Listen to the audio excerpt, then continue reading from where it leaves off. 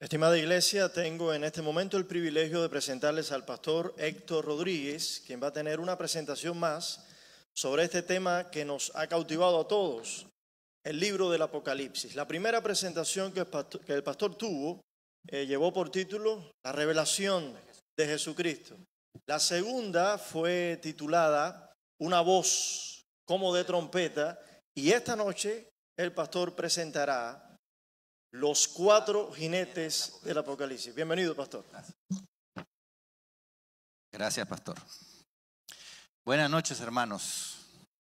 Un gusto nuevamente de estar con ustedes para compartir la palabra de Dios.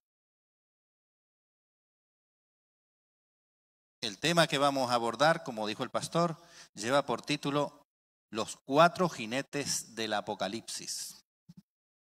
Pero antes de comenzar, porque los cuatro jinetes comienzan en el capítulo 6 del Apocalipsis, tenemos que ver el capítulo 5, porque allí encontramos que hay un libro sellado con 7 sellos y hay un ángel fuerte que pregona y pregunta, ¿quién es digno de abrir el libro y desatar sus sellos? Y no se encontró a nadie, como dice aquí, ni en el cielo, ni en la tierra, ni debajo de la tierra. Ahora, un libro con 7 sellos es algo muy, pero muy importante. En ese tiempo se usaba, por ejemplo, los 7 sellos cuando se trataba de una herencia. Y la persona autorizada para abrir el libro tenía que estar presente, porque si no, los herederos no recibían absolutamente nada. Y aquí está pasando algo similar. Hay un libro que tiene 7 sellos y si no se encuentra la persona autorizada, la persona adecuada para abrir ese libro, entonces el profeta pensaba que toda la humanidad íbamos a estar perdidos para siempre. Y entonces uno de los ancianos le dice al profeta Juan, no llores. ¿Por qué? He aquí el león de la tribu de Judá, la raíz de David, ha vencido para abrir el libro y desatar sus 7 sellos. Pero dice que cuando Juan mira, se da vuelta y mira, ¿vio un león? ¿Vio un león? No vio un león. Vio a un cordero como inmolado. O sea, el cordero había sido ya inmolado, pero todavía tenía el rastro de haber sido inmolado. Y aquí otra vez vuelvo a resaltar este punto porque es muy importante, que lo vimos en el capítulo 1, cuando Juan escucha detrás de él una voz como de trompeta, pero cuando se da vuelta ve una cosa distinta, no ve trompetas. Lo que ve es un candelero de oro con 7 lámparas de fuego. Y aquí tenemos también el mismo elemento. Él escucha, el que ha vencido es el león de la tribu de Judá. Pero cuando él mira, ve algo diferente, ve un símbolo diferente, que es el cordero como inmolado. Este recurso lo utiliza Apocalipsis en varias partes. Y es bueno tenerlo en cuenta porque cuando él oye una cosa, pero cuando él mira, ve algo, un símbolo diferente, pero se trata de la misma persona. El león de la tribu de Judá es Cristo. Y el cordero como inmolado, ¿quién es? Cristo Jesús también. Y eso es muy importante porque cuando vayamos a ver otro capítulo vamos a encontrar, escuché una cosa y cuando vi otra. Pero se trata de la misma persona, del mismo grupo, de la misma cosa de que se viene hablando. Lo importante aquí es que tanto el león como el cordero representan a Cristo. Cristo se presenta como un cordero de Dios para quitar los pecados del mundo, para quitar nuestros pecados. Él se presenta como un cordero, pero para defender a su pueblo se presenta como un león. Entonces ahí están los símbolos, cómo se aplican. Otro elemento importante es qué contenía ese libro, porque da curiosidad. ¿Qué es lo que contiene ese libro sellado con 7 sellos? Y el único que podía abrirlo era Cristo Jesús, porque él dice que el león de la tribu de Judá había vencido, y entonces él podía desatar su sello. ¿Cristo venció? ¿Venció Cristo? Claro que sí. Cristo venció la muerte. Cristo venció al enemigo. Y entonces por eso Él tiene la capacidad y el poder de abrir los 7 sellos.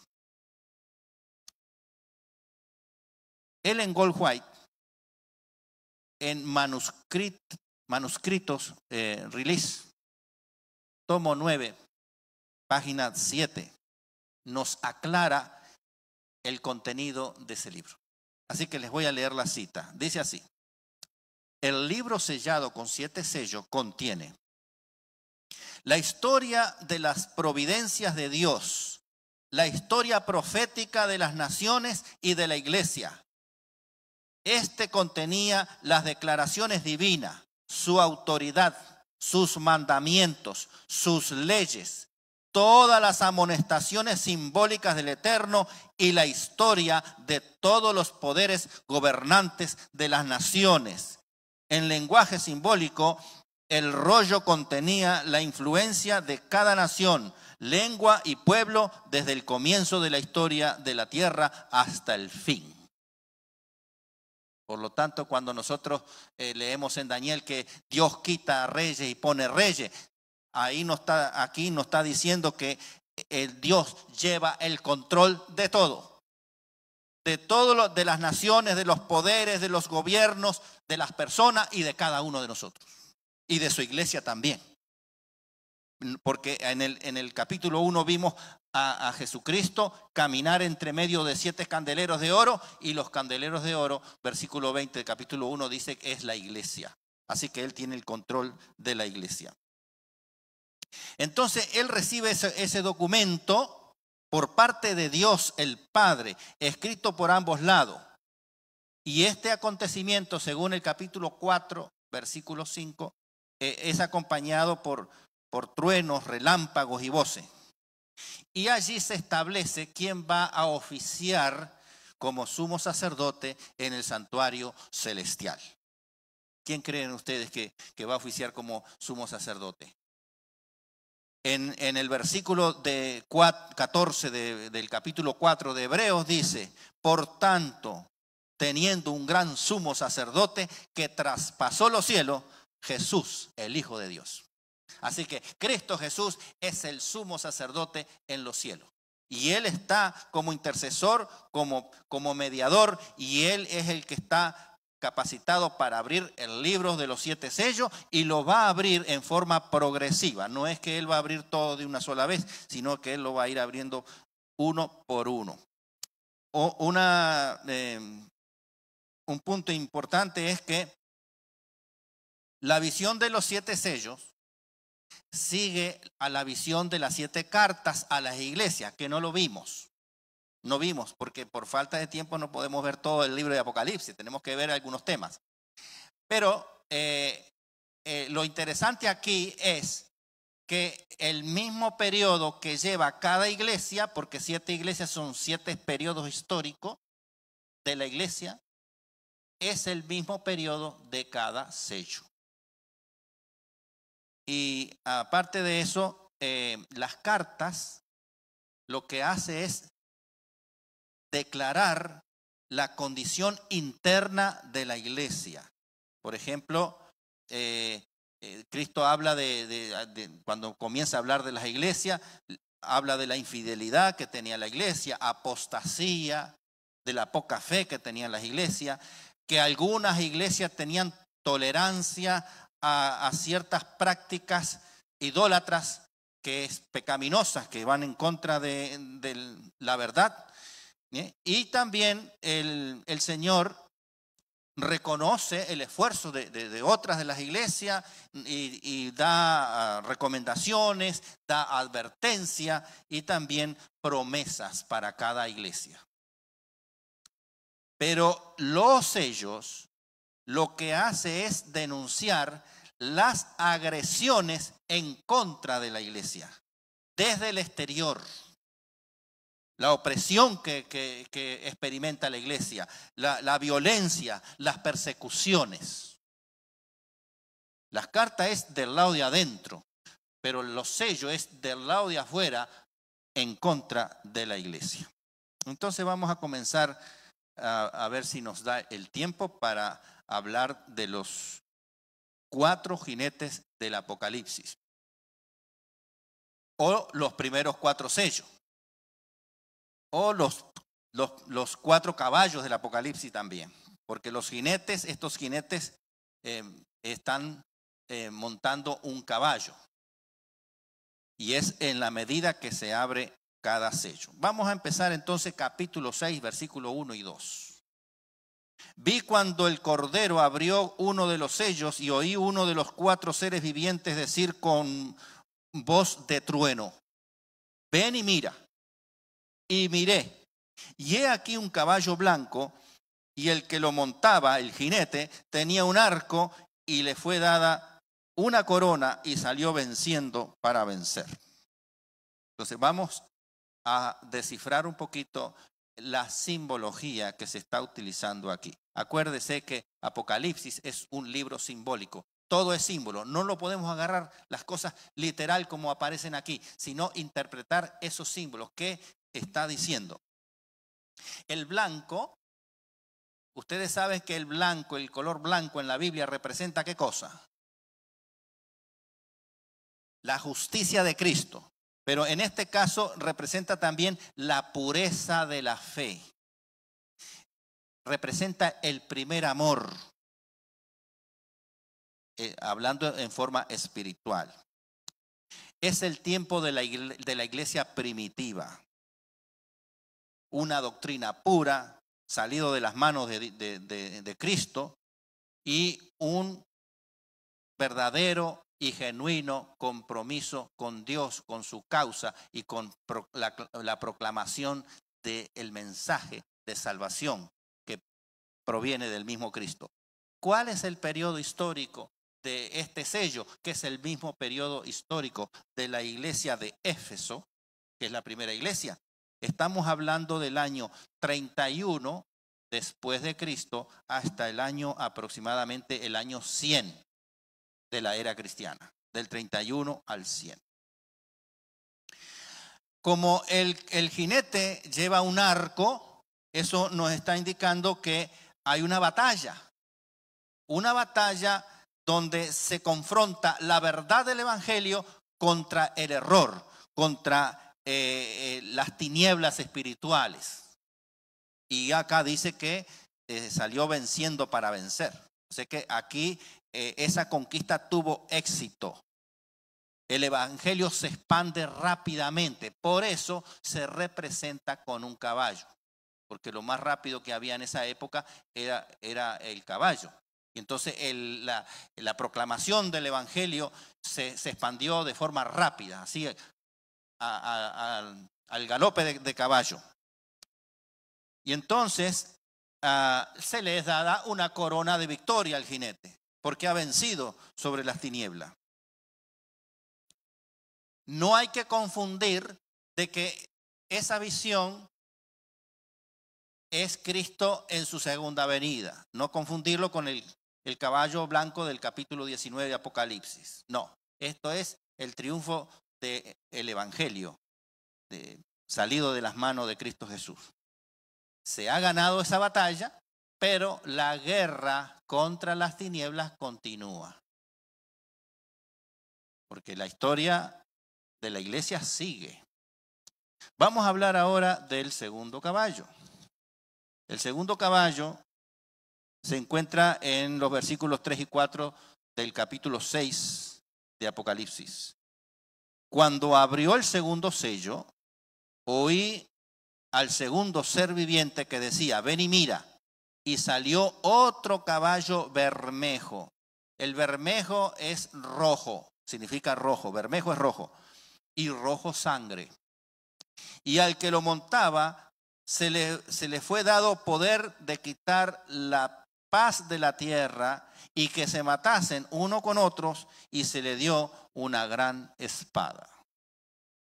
Así que el jinete, este jinete del caballo bermejo, del caballo rojo, recibe una orden muy particular: quitar la paz y matar.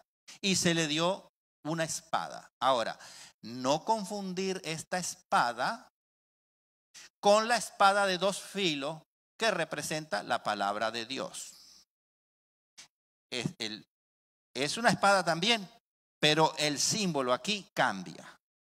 Porque la espada que representa la palabra de Dios es la espada de dos filos. Esta espada no dice que tiene dos filos. Esta espada es del poder opresor, es la espada persecutora, es la espada del imperio que va a matar, que va a quitar la paz. Se debe quedar claro estos símbolos para que no confundirse. Y ahora, aquí hay un cambio en la historia de la iglesia. Tremendo cambio. Porque la iglesia primero sale venciendo, proclamando el evangelio. Pero el enemigo no se queda tranquilo. Y entonces ahora ataca a la iglesia. Los cristianos sufren pruebas extremas, tortura y muerte. Por eso el caballo es rojo, representando la sangre derramada por los cristianos en las persecuciones del Imperio Romano. ¿Qué periodo es este? La iglesia es el mismo periodo que la iglesia Esmirna y se encuentra entre los años 100 al 313. Porque ya para el año 313, Constantino firma un decreto de tolerancia para no perseguir a la iglesia. Y comienza después una serie de acuerdos con los cristianos. Y él se hace cristiano, supuestamente se bautiza. Y él pone luego condiciones. ¿Qué condiciones? Que él se lo piensa, la de Cristo se comenzó a mezclar con falsas doctrinas. Y eso lo podemos nosotros leer en 2 de Tesalonicenses, capítulo 2, versículo 7, donde Pablo dice, porque ya está en acción el misterio de la iniquidad. Ya está en acción, dice. Hay algo que lo retiene, pero ya está en acción. Juan, el apóstol, en 1 de Juan, capítulo 4, versículo 3, también dice algo similar. Y dice, y todo espíritu que no confiese que Jesucristo ha venido en carne, no es de Dios. Y la segunda parte dice, y este es el espíritu del anticristo, el cual vosotros habéis oído que viene y ahora ya está en el mundo. Así que ya desde la época de Juan, el que escribió el Apocalipsis, que vivió por allá hasta el año 100, ya el espíritu del anticristo ya estaba comenzando a hacer su trabajo. Por lo tanto, habían fuerzas del enemigo, fuerzas siniestras que estaban trabajando en la iglesia. Y en esa época, del año 100 al 313, poco a poco el formalismo en la iglesia desplazó a la sencillez. La iglesia ahora, como se fue poco a poco haciéndose amigo del gobierno imperial, entonces ahora la iglesia persigue no proclamar el evangelio, sino persigue popularidad, ostentación al poder, y lo que se logra es un autoritarismo eclesiástico. Todas las personas deben sujetarse al obispo romano de aquella época. Y ellos comienzan a proclamar que únicamente a través del obispo los feligreses pueden ser salvos. ¿Eso es correcto? ¿Quién es el que salva? Cristo, el único. Pero allí comenzaron entonces a introducirse herejías, falsas doctrinas en la iglesia. Y esta es una, de que las personas se salvan sujetándose al obispo de Roma en aquel entonces. No, señor. Cada persona se salva en Cristo Jesús. Y si permanece en Cristo, esa es la manera de salvarse. Entonces ahora el cambio también se da en que antes se servía a la iglesia, pero ahora se preocupan en gobernar a la iglesia. Porque ahí comienza, digamos, a introducirse poco a poco política dentro de la iglesia. Y eso ustedes van a ver ahora eso en el tercer sello. En el tercer sello, vamos a leerlo, se encuentra capítulo 6 de Apocalipsis, versículos 5 y 6. Dice así: cuando abrió el tercer sello, oí al tercer ser viviente que decía: ven y mira. Y miré, y he aquí un caballo negro, y el que lo montaba tenía una balanza en la mano. Y oí una voz de en medio de los 4 seres vivientes que decía: 2 libras de trigo por 1 denario y 6 libras de cebada por 1 denario, pero no dañes el aceite ni el vino. Hay muchos símbolos acá. Hay muchos símbolos. Primero, el caballo cambió de color, es negro. Empezamos con un caballo blanco, luego un caballo rojo y ahora un caballo negro. Y el negro es la antítesis del blanco. ¿Qué estoy diciendo? Que el negro es opuesto al blanco. Entonces, si el blanco representaba la pureza de la fe, la victoria de la fe, la victoria de proclamar la verdad, el evangelio de Cristo, entonces el negro en contraposición significa una fe corrupta, una derrota espiritual. ¿Por qué? Porque ya se habían infiltrado, como vimos en el caballo rojo, herejías, el anticristo empezó a hacer trabajo y entonces comienza a contaminar la verdad con las tinieblas, hacer una mezcla. La iglesia entonces ahora, en esa época, por cierto, esto corresponde a la iglesia de Pérgamo, y los años son del 313 al 538. Y es allí donde Constantino, que era el emperador de aquel entonces, se bautiza y pone en el 321 después de Cristo el decreto donde dice que los cristianos van a guardar el venerable día del sol. Hasta ese tiempo los cristianos guardaban el Shabbat, el sábado, el séptimo día, porque la iglesia cristiana nació de los judíos y los judíos venían guardando el Shabbat. Después pasó a los gentiles, pero ellos le enseñaban a los gentiles que el día del Señor era el sábado. Pero cuando se metieron con el paganismo romano del imperio, que creían en muchos dioses, etcétera, y hacen oficial a la iglesia cristiana, entonces ellos querían conservar el día de adoración al sol, que era el primer día de la semana, que nosotros conocemos como domingo. Y entonces ellos dijeron que sí, porque ahora la iglesia iba a tener más poder, pero más poder político. No más poder a nivel del evangelio y de proclamar la verdad. No, eso no le interesaba. Por eso en esa época falta espiritualidad en la iglesia. Lo que hay es política.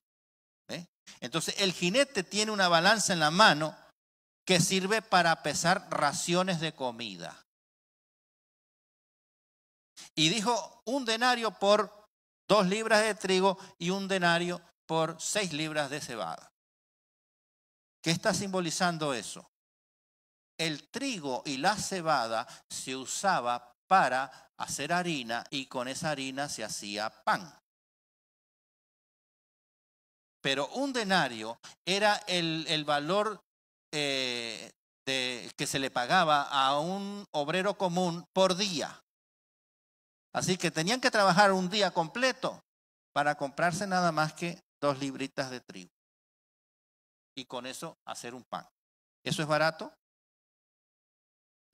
Si usted gana, vamos a ponerle promedio $200 por día y usted va a comprar con $200 nada más que 2 libritas de trigo para que haga la harina y entonces comer pan. ¿Le parece a usted que eso es barato?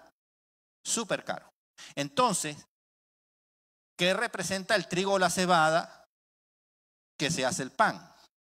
¿El pan qué representa? Mateo 4:4. No solo de pan vivirá el hombre, sino de toda palabra que sale de la boca de Dios. Así que el pan representa a la palabra de Dios. Lo que quiere decir aquí el mensaje de Apocalipsis acá es que la palabra de Dios escaseaba. Nadie la proclamaba, porque los que la tenían que proclamar estaban interesados en hacer política, en ostentar poderes, en exhibirse sus cargos, pero no enseñar la palabra de Dios. Por eso la palabra de Dios escaseaba.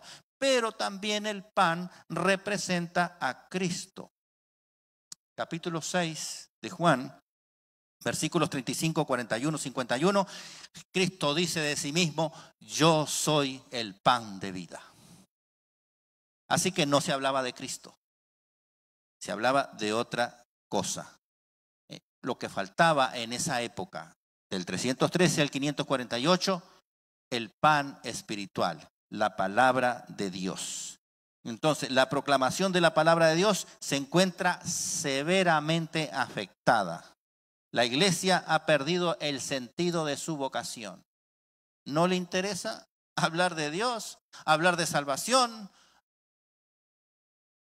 No aporta nada para las necesidades espirituales de la iglesia. Así que los cristianos espiritualmente no se entran. El estudio de la palabra y conocimiento bíblico es extremadamente pobre. ¿Ve? Sin embargo, dice lo que leímos aquí: no le hagas daño al aceite, no dañes el aceite ni el vino. Vamos a leer aquí, dice: y yo oí una voz en el medio de los 4 seres vivientes que decía: 2 libras de trigo por 1 denario y 6 libras de cebada por 1 denario. Pero no dañes el aceite ni el vino. ¿Qué significa el aceite? Que ya lo vimos también en la primera presentación. ¿Qué significa el aceite? ¿Qué simboliza el aceite en la Biblia? Es una representación del Espíritu Santo. Quiere decir que ese cambio que hubo en la iglesia no iba a afectar para nada la obra que el Espíritu Santo hace en la vida de cada ser humano. Así como el Espíritu Santo obra en nosotros, también obraba en ese tiempo en los cristianos. La obra del Espíritu Santo no es afectada porque el Espíritu Santo trabaja de una forma que no sabemos, trabaja imperceptiblemente. Sin embargo, Él hace su obra. Convence a la persona de pecado, de justicia y de juicio. La influencia del Espíritu Santo no es afectada. Pero también no es afectada lo que el vino simboliza. El vino simboliza la sangre de Cristo, pero también simboliza la doctrina de Cristo. Eso no es afectado tampoco. Quiere decir que el cielo sigue asegurando la salvación de su pueblo. Todos aquellos que sinceramente busquen de Dios, con esa poquita luz que tengan, el cielo va a escuchar, el Espíritu Santo va a trabajar. ¿Ves? La salvación iba a estar disponible igual, pero la palabra de Dios iba a escasear y escaseó. ¿Ves? Entonces, allí comienzan a introducirse, porque como el estudio de la palabra se hace a un lado, ¿qué se introduce para darle a la gente? La institución de la iglesia, las tradiciones, y poco a poco eso va reemplazando al texto inspirado de la Biblia. La tradición va desplazando a la Biblia. Y entonces el cristiano tiene hambre espiritual. En esa época, como les dije recién, se cambia la observancia del Shabbat, del verdadero día del Señor, el sábado, el séptimo día de la semana, se cambia por decreto de Constantino, el emperador de Roma, por el venerable día del sol, que es el primer día de la semana, que es el domingo. Y luego en el siglo V y siglo VI aparecen dos personajes muy conocidos dentro del catolicismo, que es San Agustín y Gregorio el Grande. Dos curas, dos padres de la iglesia, como le llaman ellos. ¿Y qué introducen esta gente? Estos dos. El purgatorio.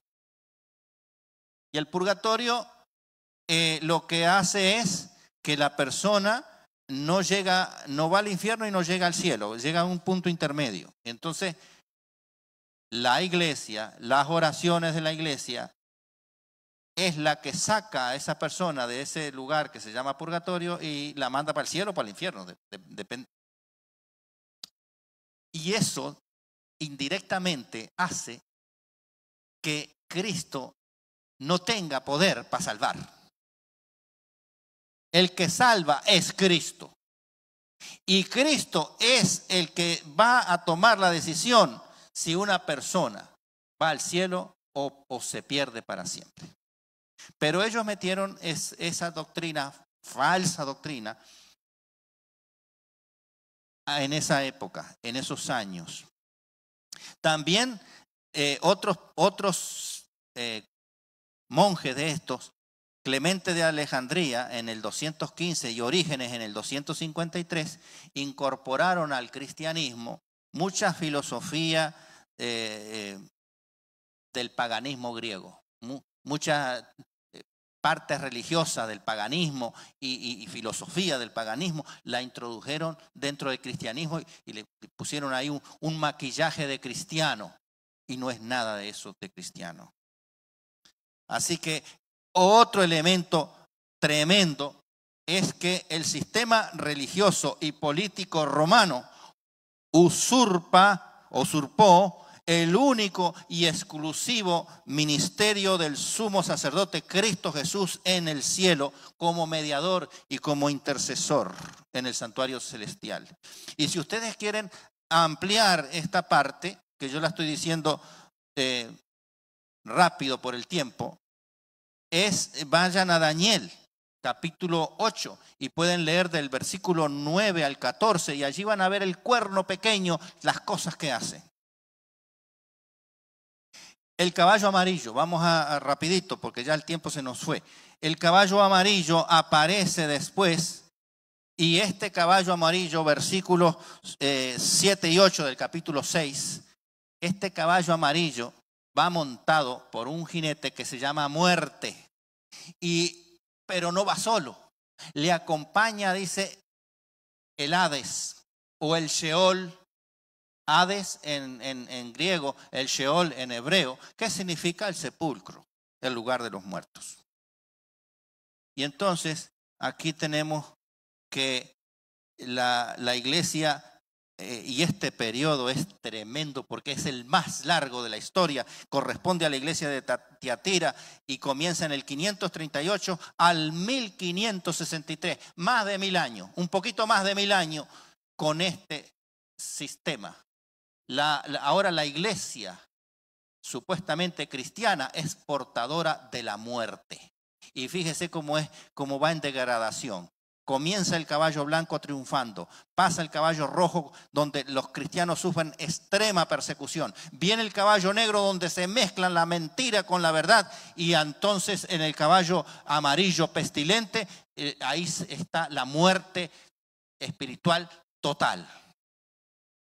Porque ahora, imagínense, si la persona no se nutre, termina muriéndose.